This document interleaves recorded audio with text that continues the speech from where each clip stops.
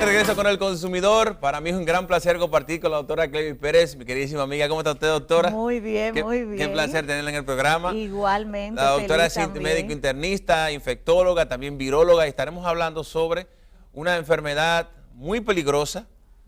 Comentaba que es muy latente en la República Dominicana, es parte ya, vamos a decir, de la República Dominicana, por desgracia, es algo con lo que vamos a tener que convivir, y es con la enfermedad del dengue. Por nuestro clima, por nuestras condiciones climáticas, eso es muy probable que se mantenga por mucho tiempo, y ha estado con nosotros por mucho tiempo, y debemos aprender a lidiar con él. Bienvenida al programa, doctora. Muchísimas gracias, Pablo, a los que nos escuchan también, gracias, y esperemos que también puedan hacer sus preguntas. Así es. Doctor, usted sabe que se ha hablado mucho del dengue. Sí. Se sabe que la gente se sabe que se transmite por un mosquito, se sabe que el mosquito se reproduce en el agua, pero cada año vemos en aumento la cantidad de personas. Este año está hablando casi de una epidemia, está hablando de esos niveles. Tú sabes que yo creo que a veces es precisamente tanto hablamos, tanto conocemos, tanto creemos que sabemos, pero en realidad no sabemos tanto y muchas veces nos descuidamos. Sí. Entonces ahí viene el problema, porque ya es algo que tenemos como en nuestro ADN nacional, de que cada cierto tiempo, cierta cantidad de años, claro, también por los mismos patrones de la misma enfermedad, tenemos los años epidémicos, los años con incremento de la casuística con respecto a lo esperado de dengue, pero yo creo que a veces como que nos entra por un oído y nos sale por el otro, como dice la gente, porque de verdad que vemos que no hacemos lo que tenemos realmente que hacer, y en eso no... Estoy yendo desde lo macro a lo micro, de lo general a lo particular, en el sentido de que en todas las capas hay quizás una falta de compromiso para disminuir realmente la casuística de dengue. ¿Qué es el dengue, doctor? Vamos a ver, ¿qué es el dengue? El dengue es una enfermedad viral, hay unos más de 30 virus que causan las llamadas fiebres hemorrágicas, aunque no siempre causan, la mayoría de las veces en realidad no causan hemorragia. Entonces el virus del dengue es un virus que es un virus RNA, que hay 4 serotipos circulantes en las Américas, es decir, hay hasta un quinto, pero no circula en las Américas. En las Américas tenemos el dengue 1, 2, 3 y 4, en algunos años circulan más 1 o 2 serotipos, en otros, a veces incluso los 4 serotipos al mismo tiempo. Disculpe, RNA, ¿qué es un virus RNA? Doctor? Bueno, Disculpe porque los virus en realidad, a diferencia de los otros organismos, es decir, de las bacterias y ya de los organismos, o sea, las bacterias son procariontes, tú sabes, y luego están los eucariontes, es decir, las eucariotas que ya tienen un núcleo organizado. En el caso de los virus no tienen un núcleo organizado, en el caso de las bacterias no tienen un núcleo organizado, pero tienen tanto ARN como ADN. En el caso de los virus tienen uno de los dos. En realidad no son una célula completa, no son un microorganismo vivo como tal, y de hecho solo se considera el virus como un organismo vivo cuando está infectando a su célula hospedadora. ¿De acuerdo? Entonces, los virus pueden ser así, o virus ADN o virus ARN. Por ejemplo, el virus del herpes es un virus ADN, el virus del dengue es un virus ARN. Ok, perfecto. Entonces, el dengue es un virus así transmitido por artrópodos que resulta ser, señores, la arbovirosis más importante a nivel de salud pública, porque los cálculos de los organismos internacionales como la Organización Mundial de la Salud hablan de que hay unos 400 personas infectadas al año. 400 millones de personas infectadas 400 millones de personas infectadas al año, de los cuales una cuarta parte, unos 96 millones, son sintomáticos, es decir, tienen síntomas, porque en el dengue ciertamente que, como tú decías, puede ser grave, puede ser incluso llegar a la letalidad, pero la verdad es que la mayoría de los casos de dengue no se complican. El dengue nosotros lo comparamos como con un triángulo, donde vemos que solamente el vértice del triángulo son la parte complicada, mientras que la base del triángulo, que son la mayoría, son los dengues no complicados. Ok. Y doctora, entonces cuando hablamos, bueno, el mosquito, el Aedes aegypti, ¿verdad que sí? Se llama Sí, hay varios vectores, pero en nuestro país es sobre todo el Aedes aegypti, pero también depende de la geografía, hay Aedes albopictus, Aedes constellatus, es decir, hay otros del mismo género Aedes, pero diferentes especies ya que también transmiten el virus. Aquí sobre todo tenemos un gran problema con el Aedes aegypti. Entonces, doctora, ¿cuáles son los síntomas que se presentan? ¿Cómo se determina que este paciente tiene dengue? Es muy importante esta pregunta. Yo quisiera que de verdad quienes nos escuchan presten atención porque a veces como que lo sabemos y como que no. El dengue, la mayoría de las veces cuando va a presentar un síntoma, el primer síntoma que presenta es la fiebre. Este es el llamado síntoma cardinal del dengue porque el 90% de los dengues que se diagnostican tienen fiebre, o sea, tienen historia de fiebre, casi todos. Entonces después, por orden de frecuencia, el más importante es la cefalea, o sea, después de la fiebre, dolor de cabeza, dolor ocular, también puede tener dolor articular, muscular y malestar general. Pero ojo, una tercera parte de los pacientes con dengue pueden tener síntomas gastrointestinales que pueden ir desde, bueno, puede tener dolor de garganta, puede tener vómito, puede tener diarrea. Entonces ahí vienen las confusiones porque dicen, muchas he escuchado madres, padres diciendo, no, porque el niño tiene diarrea, eso no es dengue. No, el dengue puede tener diarrea.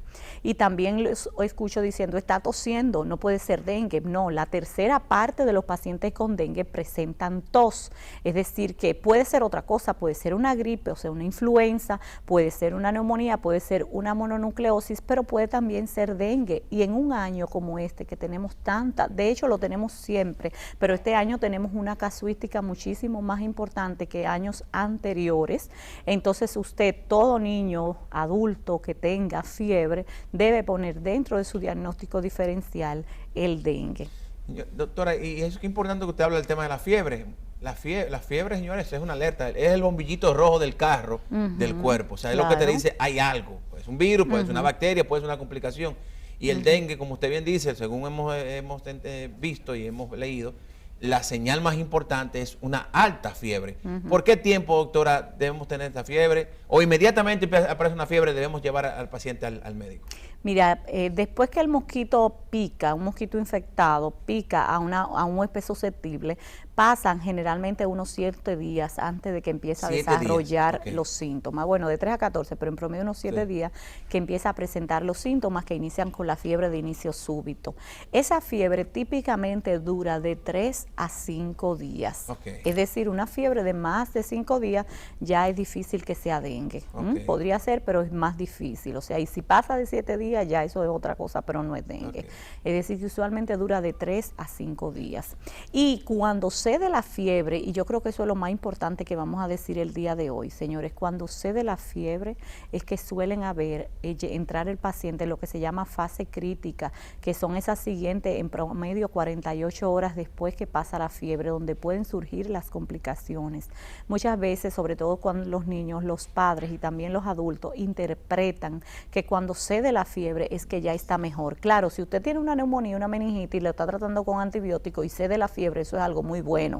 Pero con el dengue no es necesariamente así, porque eso indica que ha entrado en esa fase crítica donde hay que tener una mayor vigilancia de los signos de alarma o de alerta en el dengue y donde pueden surgir las complicaciones. Eso es importante, o sea, cuando cede la fiebre, no necesariamente. Ahí es que usted más tiene que llevarlo, ahí es que tiene más que hacerle su hemograma y estar vigilante de los signos de alerta, porque ahí es que puede complicarse. Y hablamos de la complicación, vamos a esa parte, porque obviamente usted ha dado unas informaciones muy interesantes, decir, bueno, puede que el mosquito te pique y el dengue ni siquiera te dé síntomas. Pero ahí puede ser que sea el caso, ¿verdad que sí? Claro puede que ser sí. Caso que sea un dengue. De hecho, la mayoría, muchas veces yo te pregunto, ¿tú has hecho dengue? No. Te hago un estudio serológico y inmunoglobulina, sobre todo G para dengue, y sale positiva. ¿Qué significa? Aunque no recuerdes haber tenido dengue, en realidad te dio. Entonces, pero hay una parte que es la preocupante, que es la que anualmente afecta y que muchos pacientes mueren. Claro. Que cuando hablamos de ese, el hemorrágico, ¿qué se llama, doctor? Bueno, lo que pasa es que antes había una clasificación que se hablaba de dengue clásico y de dengue hemorrágico, entonces luego está el síndrome shock por dengue y todo esto. Pero desde hace unos años para acá se ha cambiado basado en estudios donde realmente se veía que esa clasificación no era muy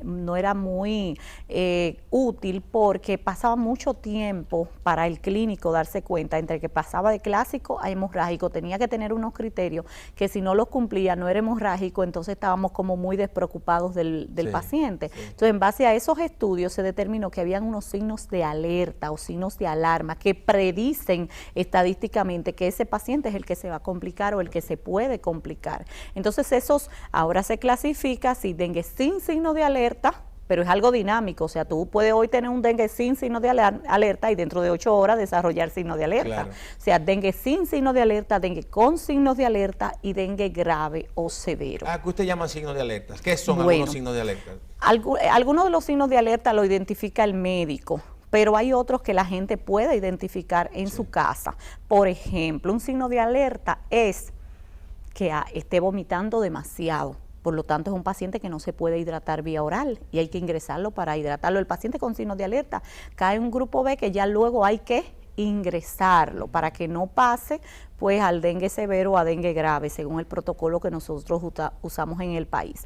Entonces, que vomite demasiado y no se puede hidratar vía oral, que le duele el abdomen, porque eso significa generalmente que está extravasando, que tiene líquido acumulado en el abdomen, o que tenga problemas para respirar, de la mecánica respiratoria, porque eso significa muchas veces que hay mucho líquido, derrame pleural, ¿no?, que está impidiendo una adecuada respiración, o que esté sangrando. Depende, si es un sangrado mínimo, pues se considera un signo de alerta. Si es un sangrado masivo, importante, pues ya es un dengue grave. ¿Por dónde sangra, doctor? Bueno, puede sangrar por las mucosas, por ejemplo, hacer epistaxis a través de la nariz. O gingivorragia, o sea, puede también tener por la orina, puede hacer un sangrado ya más severo, un sangrado digestivo, es decir, un sangrado gastrointestinal. Dependiendo de la magnitud del sangrado, se considera como un signo de alerta o como un dengue ya severo. Doctora, otra cosa, pies y manos frías. Si ustedes ven un adulto o un niño con pies y manos frías, eso generalmente significa que la presión está baja, que hay dato de hipoperfusión periférica, que la sangre no está llegando adecuadamente a los miembros inferiores y superiores, es decir, a las partes distales, a las manos y a los pies. Por lo tanto, eso es un signo de alerta. En los pacientes con signo de alerta, inmediatamente hay que llevarlo a emergencia y son pacientes que requerirán ingreso y manejo enérgico con fluidos endovenosos. Cuando ya llega a esa etapa, ese estadio de la enfermedad, ¿cuál es el pronóstico de este paciente? O sea, ¿es un paciente que puede evolucionar de manera correcta con un buen tratamiento? Aún haya signos de alerta, el pronóstico generalmente es bueno si se maneja adecuadamente. Es decir, en este momento estamos diciendo que lo primero es, padres, madres, personas en general que nos escuchan, es que usted no se puede descuidar y llevar al niño cuando ya está chocado a la emergencia, es decir, cuando ya está hipotenso, cuando está oligúrico, es decir, cuando está orinando. Usted debe llevarlo adecuadamente desde que empieza el cuadro para irle dando el seguimiento. Si hace los signos de alerta, ingresarlo. Y si tiene entonces, nosotros tenemos un protocolo de actuación donde manejamos los líquidos de acuerdo a las características de la diuresis que tenga el paciente, es decir, cómo esté orinando, cómo tiene la presión, cómo tiene la frecuencia cardíaca, la presión diferencial, la presión arterial media. Es decir, que manejamos adecuadamente eso para que no tenga un desenlace fatal. Pero lo que puede hacer la gente en la casa o los que nos escuchan es llevarlo oportunamente al centro de salud. Y para los profesionales de la salud es aplicar adecuadamente el protocolo, porque el protocolo también suele ser bastante claro, suele ser bastante explicativo de lo que hay que hacer. Hay una mayor vulnerabilidad en los niños y en las personas mayores. Sí, de hecho, esos pacientes, aunque no tengan signo de alerta, los menorcitos de 1 año, los mayorcitos de 65, las embarazadas, los que tienen comorbilidades importantes, los que tienen situaciones, por ejemplo, de pobreza extrema, las personas que viven muy lejos del centro de salud, esos aunque estén en A, es decir, que no tengan ningún signo de alerta, esos se ingresan, porque son pacientes que son más vulnerables, y entonces ya sea por sus condiciones sociales o biológicas, y entonces hay que dejarlos ingresados. Los que también tienen problemas depresivos del tema del sistema inmunológico también, obviamente. Claro, también. Doctora, tenemos una encuesta, yo creo que la veamos, no iba a pasar, pero quería verla, queremos que la veamos. La pregunta es, ¿qué provoca el dengue? Yo entiendo que todo el dominicano sabe, pero muchas veces hay confusiones que sería bueno aclarar. Vamos a ver, señor director. acumulación de agua en los tanques de tapado, la cácara de huevo. Eso es mortal si lo dejan. La acumulación de residuos que atrae los mosquitos ponen huevos y se multiplican y ya ahí tenemos un brote. Poca higiene, hay que tener más higiene aquí en esta sociedad. Hay que dolor en el cuerpo, gripe en la cabeza.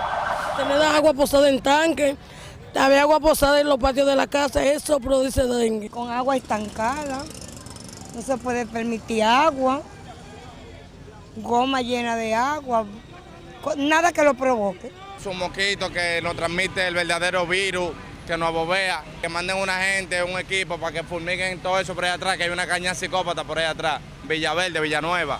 Agua sucia, en primer lugar la basura. Diarrea, dolor de cabeza y dolor en el cuerpo. Hemorragia, provoca mucha fiebre y dolor de cabeza. El mosquito mantiene agua emposada en la casa, los mosquitos ponen un huevo ahí, se crían, la mala higiene, por eso viene el dengue.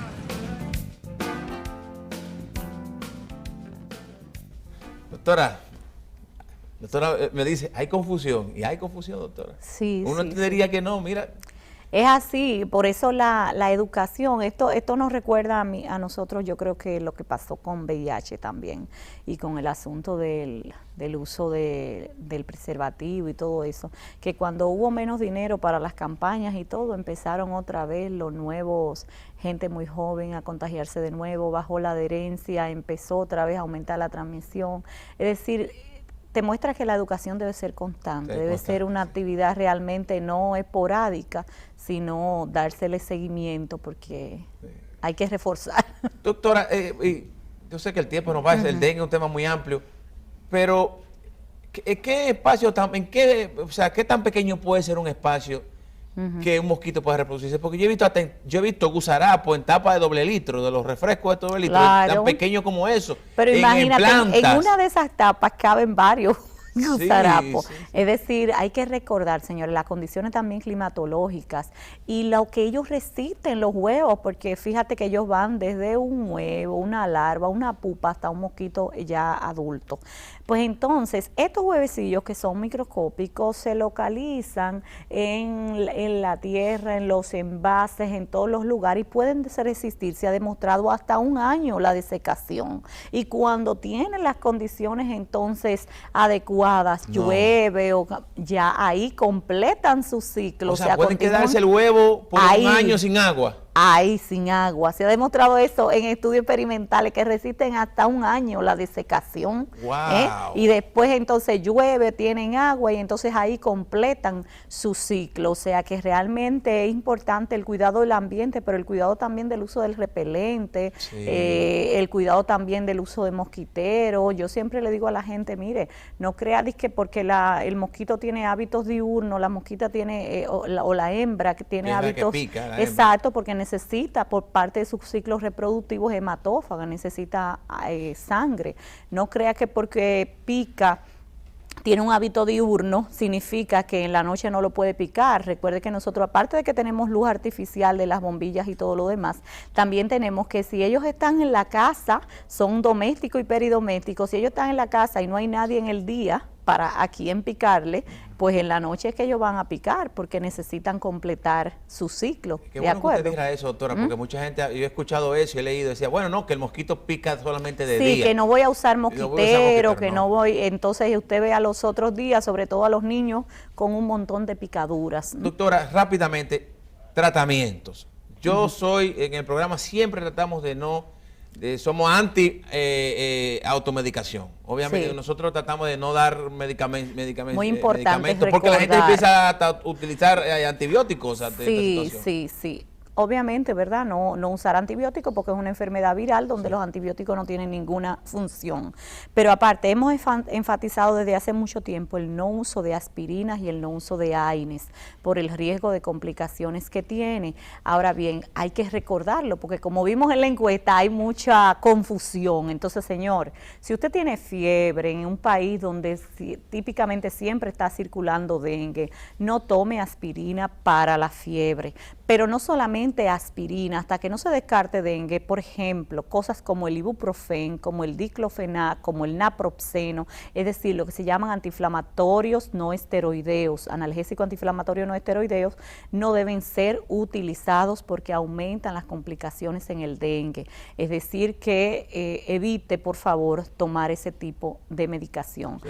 El que usted puede consumir, pero siempre con un límite, es el acetaminofén o el paracetamol, pero también recordar que dependiendo la edad y el peso hay un tope. Por ejemplo, los adultos nosotros no pasamos de 4 gramos en 24 horas, o sea que tampoco usted se va a tomar 2 acetaminofén cada 2 horas porque la fiebre no le baja, claro. Y entonces va a tomar 12 gramos al día porque puede hacer un fallo hepático agudo por acetaminofén. Sí. Es decir que siempre por eso con la vigilancia del médico y cada quien, casi todo el mundo tiene algún médico de confianza, consúltelo, ¿verdad? Pregunte, cuestione y no se automedique. Y sobre todo recuerde, acudir al médico, no se lleve de que ya la fiebre, usted le dio 2 días o 3 días fiebre y ya la fiebre se le quitó, porque recuerde que la mayoría de las complicaciones surgen en esas siguientes 48 horas después que cede la fiebre. Ya lo saben, señores, es importantísimo, doctora, de verdad que le agradecemos muchísimo estas informaciones y la gente que entienda. Si la fiebre desapareció, no significa que el riesgo haya pasado, es más, puede ser que ahí es que empiece el riesgo.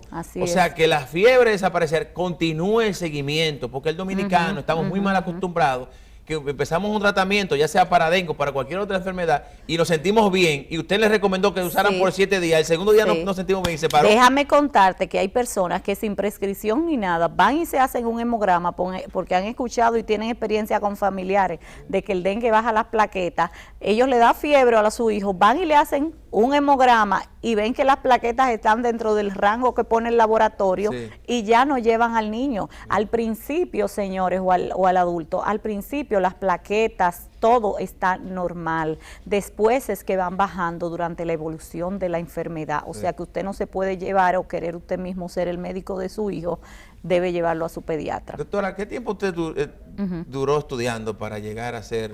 6 años medicina, 2 años de una maestría, luego 5 años de residencia, otra maestría, 2 años adicional. 15. Señores, 15 años de aprendizaje y todavía falta por aprender. ¿Y usted cree que usted que no ha ido un día a clase de medicina va a saber más que un doctor? ¿Y la medicación se la va a poder dar de la manera correcta?